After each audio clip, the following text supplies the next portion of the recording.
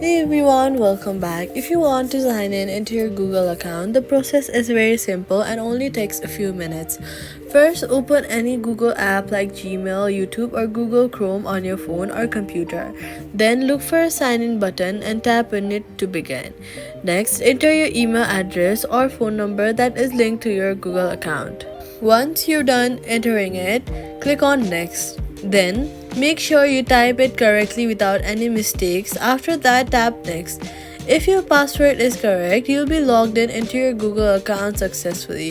If you've forgotten your password, you can tap Forgot Password and follow these steps to reset it using your phone number or recovery email. After signing in, you'll have access to all the Google services like Gmail, Drive, Photos, and YouTube.